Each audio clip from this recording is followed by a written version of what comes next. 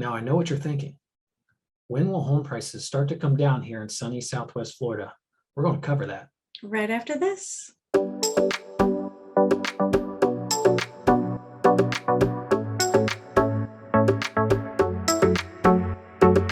Hi, if you're new here, welcome to our YouTube channel. If you want to learn all there is to know about living, eating, biking, boating, beaching, scuba diving, Dining, shopping, golfing, buying a home. No matter what it is, you've come to the right place. Just hit that subscribe button below and hit that bell button over there on the side. And what happens is you'll be notified whenever we put out new content. My name is Doug Lugers. I'm Lona Lugers. We're real estate experts here in sunny Southwest Florida, and we've helped many people relocate from all over the world so they can also experience this and live in this paradise. In this video, we're going to be talking about that burning question that everybody has. When will home prices start to come down in Southwest Florida? So with that in mind, where do we want to start? How do we want to show them the facts? Well, we need to look at some numbers, right? We need to show them what the market's currently doing and what kind of indicators they should be looking out for. We're going to talk a little bit more about that later on in the video. Yeah, so if you hang around to the end, I'm actually, for those of you that are very analytical and like to see numbers and charts and stuff, that will be definitely at the end. We're going to pull that up so you can see it. That's a good point, Lona. We're hearing a lot of negativity, a lot of doom and gloom out there right now. And so I think it's the best thing that we can do for you as a viewer or somebody that's interested in Southwest Florida. Maybe you live here already. Is provide you with facts, provide you with the actual numbers, not just some talking head on some news channel. May or may not be putting out good information. Yeah, right. So maybe some of it is, but there's a lot of it that I've heard of that they're just trying to sell a headline. They're trying to get you to click on something, and that's unfortunate. So let's get to it. Let's get to the fact. What do you want to talk about first? Yeah, so let's talk about, what has happened with prices over the last couple of years and what we think led up to that. So I will say that here in Southwest Florida, I feel like we've been undervalued as a market for a while. So our prices did need to go up some. Now, they didn't need to explode necessarily, like 35% appreciation like we had last year. But there were some things that led up to the demand and the inflation of the prices, like people not wanting to move, interest rates being at an all-time low.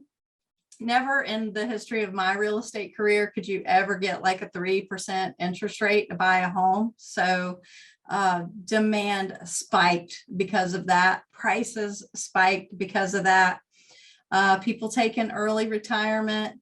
And then you have those people that did desperately want to move out of some of the states that were more locked down during the pandemic, which also created a big surge in demand. Yeah, absolutely. A good thing to tell people that, we've been in real estate for like 20 years, right? So we're approaching our 20-year mark. And from an experience level, the stories that we used to hear from the real estate agents that we mentored under when we first got into business was, you have no idea how good you have it because interest rates used to be around X and they used to say around 15%. That was like, in the 80s. Yeah, they were way up there in the teens. Yeah, so interest rates used to be a lot higher. So we've just been so spoiled by these really low interest rates. And now the fact of the matter is, you're probably in for shell shock if you calculated what kind of home you could have got at 3% versus what you could get at the new interest rate, right? Yeah, for sure. It really decreases buying power. So that might help a little bit in home prices coming down. So all those things that we just mentioned that really drove prices up and drove the demand up like through the roof, we need a similar series of events to take place sort of in the reverse order of that, in order to see prices start to come back down. Absolutely. What prices are directly related to supply and demand, right? That's the law. And so the more supply you have, the more houses for sale, that will cause prices to come down. And the only way that we can really show you exactly how many homes are on the market right now and compare it to what homes were on pre-pandemic. And that's actually a point, I kind of hesitated there for a minute because I had this thought and then it took off and it went around the room, but now it's back. Well, that never happens. Yeah.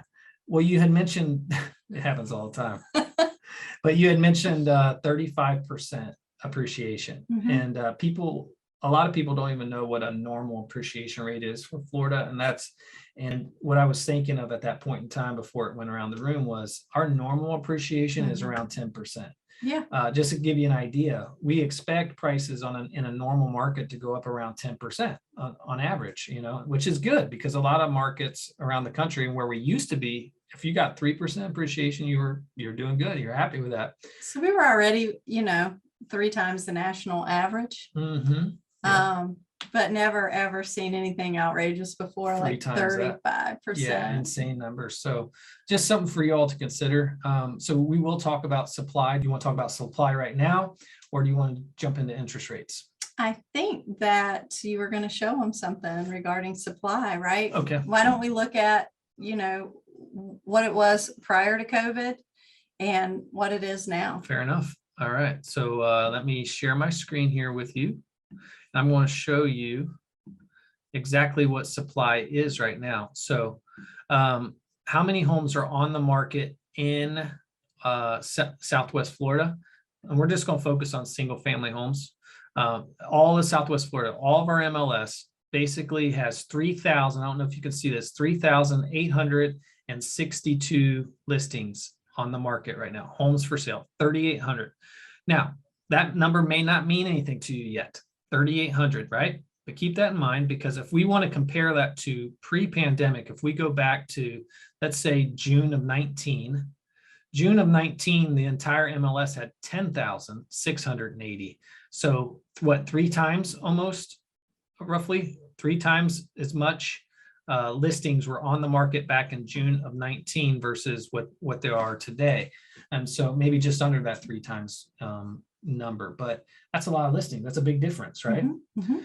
And we can break it down further. We can go Cape Coral and Fort Myers, but we don't have to do that. I think just to show you that number in and of itself, in May of this year, we had 4,000. And as of right now, we have 3,800, right? So even May, we had more listings in May than we do right now. So Yep. The market's slowing down and it is changing, but it's like everything's changing so rapidly. Mm-hmm. It seems like the last week or two, like that's when we follow everything that happens, and we're hearing real estate agents talk about, how they're not feeling like it's as hot, that there's not as many bidding wars. We're hearing loan officers saying that the applications feel like they're coming to a halt. They're not. They're actually having more qualified people, but they're having less applications because the interest rate's higher. Yes. Yep. It's scaring people, I think, people don't know what's ahead of us. They're not sure what to expect. So they're sort of making their buy-in decision based on the unknown. They are making it based on the unknown. And then there is the fact of the matter that some people got priced out of the market. When interest rates go up, some people can no longer afford the home at the new interest rate. That's true. And one thing I will say that's sort of unique about our market here in Southwest Florida is that about 60 to 70% of our buyer pool are cash buyers. So because we're Florida and because people kind of, work at their job their whole life and they save up all of their dollars. And when they're ready to retire, they come down here and they purchase homes with cash. And that's sort of their treat to themselves for putting in all those years of work, right? Absolutely. So while rates won't really affect our market as much, they will definitely have a profound effect on a lot of other markets across the country. Yeah. And so when you hear the word recession a lot, just so you know, like she said, we have so many cash buyers and so many of those people have 100% equity in their home. That's going to affect whether there's a recession here or not. This is very different from what happened back in 07, 08, because there was a lot of highly leveraged homes at that time that had mortgages on the property for more than what the property was worth when the market decided to turn. And we don't have as much of that here now. I'll never say a recession can't happen, because it could. I don't know what would cause it here. I think people losing their buying power from being able to buy and live the dream. But the fact of the matter is there's a lot of baby boomers. That's second largest generation now, right? And a lot of those people are sitting right around that 84 to 85 age range, right? And those people need to move out of homes. And you have a lot of people that are younger than that are still going through that retirement stage, and they need to move. They want to move down and live the dream in Southwest Florida. And so that's going to still drive demand. That's going to create a lot of listings, right? So that's going to help meet some of that demand. But as far as a recession goes, it could be a recession, it could be a depression. We really don't have a crystal ball, guys, to know what that's going to look like just yet. We don't know how far stocks are going to fall. We don't know how many people are going to be laid off from their jobs. Right. We're just not sure, but what we are sure of is the data and the numbers. That's one thing that we can control.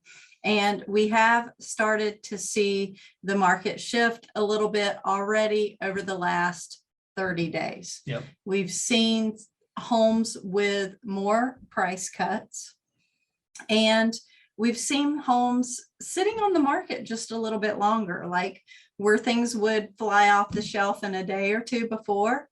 They may sit for 15 or 20 days now, which is still not a very long time for a home to be on the market in a normal market situation. Right. That's a really impressive, to be able to sell in 15 or 20 days is like speedy compared to what we've been seeing. But the pace is starting to slow down a little bit. Things are shifting. If we look at, what's on the MLS now, are you able to pull the MLS back up and show them just, out of those 3,400 homes that are currently on the market, how many of those recently have had price decreases? So if we go to this screen right here, we can see that there in the last 7 days, there have been 792 price decreases. Now, that's higher than we have been seeing, monitoring, because a month ago we weren't seeing hardly any price decreases, right? A lot less than that, I can tell you that. Oh, people were paying overprice. Yeah, people were paying overprice, and this bar wasn't going across there, so it is now.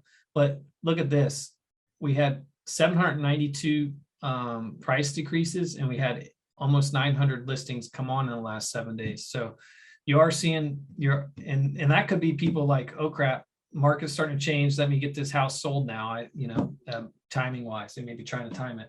Yeah, I would agree. And I think that we need to see some of those decreases. Like, it's healthy to see that, because a lot of those properties were probably way overpriced to begin with. Sellers were getting a little crazy. Some people call it greedy, whatever. And they were used to getting bidding wars on their properties. They might have 20 or 30 offers within the first day or two on the market down here.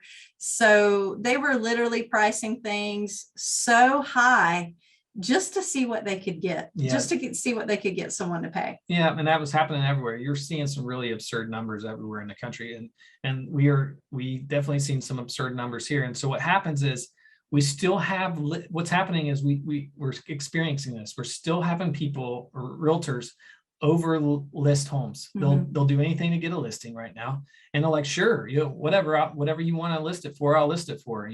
Unfortunately, that's not very professional and not very ethical either, because the longer your home sits on the market, the harder it is for you to get top dollar, period. Right. And so what happens is, you have realtors out there, inexperienced realtors, like driving a car, looking in the rear view mirror. They're looking at the old market data, and they're not looking at what's happening. You can actually look at the indicators and see what's happening in terms of months of supply and things like that. And you can actually price a home correctly to get top dollar, which they're pricing it higher based on what the numbers were instead of what the numbers are now going forward. And so I would just caution everybody about that.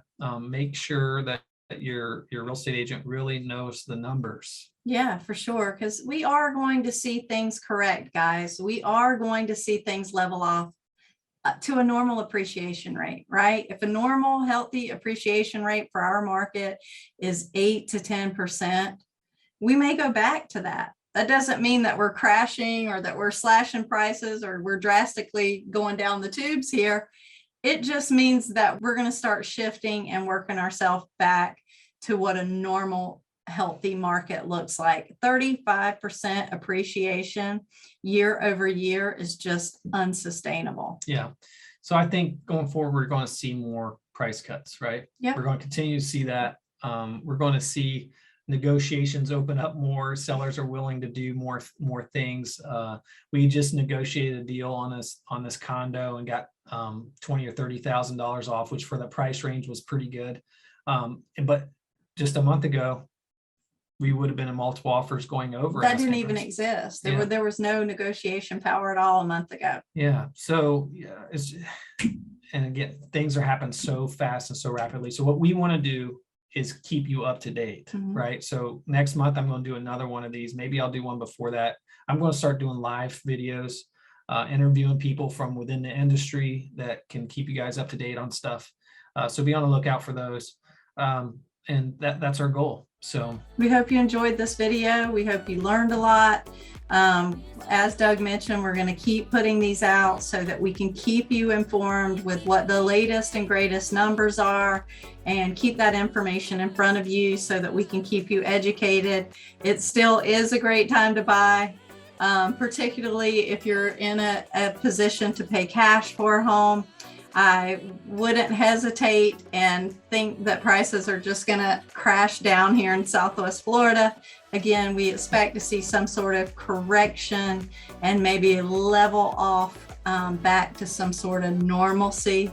But I just don't think that you're going to see the big 35% devastation that people are planning for. Oh yeah, not going to see the devastation. Yeah, I agree.